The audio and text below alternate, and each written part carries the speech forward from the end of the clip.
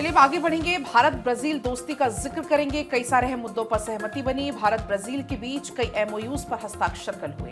तस्वीरें उसी दौरान की आपको हम दिखा रहे हैं। माइनिंग, एमएसएमई, क्रिटिकल मिनरल्स समेत कई सारे समझौतों पर मुहर लगी है। भारत ब्राजील व्यापार 20 अरब डॉलर पार करने का लक्ष्य, इस दौरान इसका जिक्र भी किया गया। तो कल की ये तस्वीरें हैं जब ये मुलाकात यहाँ पर हो रही थी। अभी आपने देखा कि जिस तरीके से भारत में एआई इम्पैक्ट समिट का आयोजन हुआ, 16 से 20 तारीख तक वो आयोजन हालांकि हुआ, लेकिन तमाम दिग्गज इस दौरान दिल्ली में मौजूद थे। ब्राजील के राष्ट्रपति लुला दा सिल्वा के साथ की तस्वीरें आप देख पाएंगे। प्रधानमंत्री नरेंद्र मोदी की तब कई सारे एमओयूज पर हस्ताक्षर हुए। एक्सचेंज जब एमओयूज हुए, इस दौरान की तस्वीरें हैं। विदेश मंत्री डॉक्टर एस जयशंकर भी यहाँ पर मौजूद है। तो ब्राजील के राष्ट्रपति लुला दा सिल्वा भारत के दौरे पर रहे और कल वो तस्वीरें आपने खास देखी।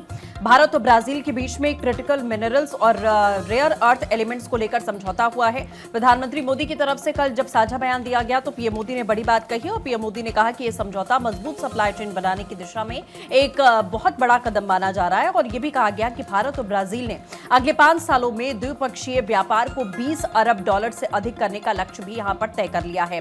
इसके साथ ही शनिवार शाम इंडिया ब्राजील बिजनेस फोरम को भी संबोधित किया गया। देर रात राष्ट्रपति द्रौपदी मुर्मू ने राष्ट्रपति भवन में लुला दा सिल्वा का औपचारिक स्वागत किया और उनके सम्मान में स्टेट डिनर भी दिया गया, जिसकी तस्वीरें भी निकलकर यहां सामने आई हैं।